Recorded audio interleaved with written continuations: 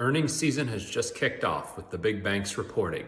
Let's take a look and see what they say about the economy on the weekend update. Okay, let's talk earnings season. Here's what you need to know. First up, let's take a look at the market. This is the same way we've always looked at it. Red line is the S&P 500. Purple line that you see here is the 200-day moving average. And if you look, you'll remember from last week, I said, hey, I think we're going to get a little bit of corrective action, and I think we're going to see probably the biggest correction of this rally since October. Well, we're definitely seeing that. I think as of this morning, this is the largest correction that we've seen in the market, at least since October. So that looks to be a pretty good prediction.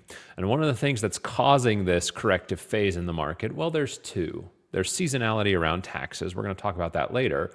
But it's also about the earnings picture for the big banks who just reported earnings. So let's take a look at them. This is JP Morgan in red, Citigroup in blue, Wells Fargo in orange, and BlackRock in yellow. And what I'm showing you here, this is just the 1 month chart of their performance. All four of these guys just reported earnings this morning, and this is a live chart, so we're getting a sense for where they're trading right now. And this gives you a sense of the setup going into earnings and then the post-earnings reaction. And what do you notice? Well, it's pretty weak, pretty tepid earnings. JP Morgan was by far the worst, not in terms of what they reported, but just in terms of their guidance and what they see going forward. But for all of these guys, earnings really wasn't a positive development here. And that's important because the market was so strong from the end of last year going into now. Remember, we've got these big expectations, right? We've got big expectations for how earnings are supposed to go. Companies should be earning a whole lot of money right now. And so when they disappoint, we can start to see this action in their stocks. So let's turn to JP Morgan for a second. What did they say? If you'll remember from last week, I talked about, one of the things that I'm going to look for in this earnings season is for any indication of consumer weakness, because I see this economic slowdown and I think it's going to start to impact companies' bottom lines. And the way that we're going to hear about that is on these earnings calls. So if you look at the JP Morgan quarter, for the most part, they beat their earnings in Q1, so they hit exactly what they needed to. The biggest issue was their interest expense going up 50% year over year. Now, I'm not surprised by this. It's one of the reasons why the inverted yield curve is so bad for banks. They have to pay more on deposits to keep their cash. And if you work with me, we've been putting a whole lot of cash into the Fidelity money market because it's got a better rate.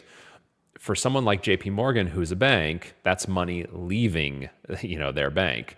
So they have to pay more to keep their deposits, and so that's what they're doing, and it's pressuring their earnings. So this is tough for JP Morgan, but is this a sign of consumer weakness? No, not yet. So at least those things that I was worried about, we haven't seen them from the big banks just yet. But remember, we're at the beginning of this journey into earnings season. For the next 4 weeks, we're going to see earnings reports from all different segments of the economy. And they're basically going to ramp up until they crescendo, sort of 3 weeks from now is really going to be, the peak of earnings season. But we're going to get a really good read on the economy, what consumers are doing, all that as companies report and tell us how the first quarter of 2024 actually was. And this is what I love about the stock market. We don't need to follow economists. We don't need to have journalists tell us how things are going.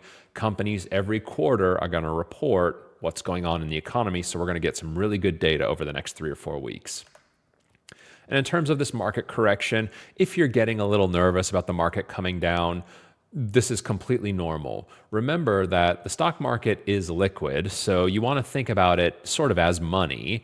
And something is happening that is causing everyone to need a little bit of extra cash right now. What is that? Tax day. I've been getting tremendous amounts of inbound from clients saying, hey, I've got a tax bill. Tax bill was larger than we were anticipating. I need some cash. And so what that's doing is it's causing us to sell investments, raise the cash, and pay our tax bill. I'm 100% certain I'm not the only investment house that is engaging in this sort of activity. And so if you look, this is the S&P 500 since 1985. The early part of April is always pretty good. And then as we start to get into tax day, we can see a little bit of sell-off, a little bit of correction. That's exactly where we are right now. And then once we get beyond tax day, typically the rest of April is pretty strong. So what we're seeing out of the market right now looks almost exactly like the average seasonal chart for April. So I'm not worried. So there you have it.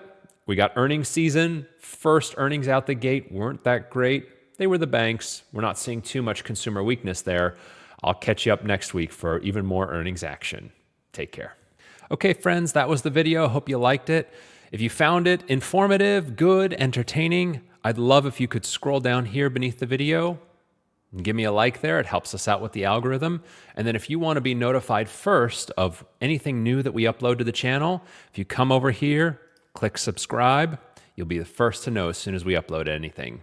Appreciate it. See you soon.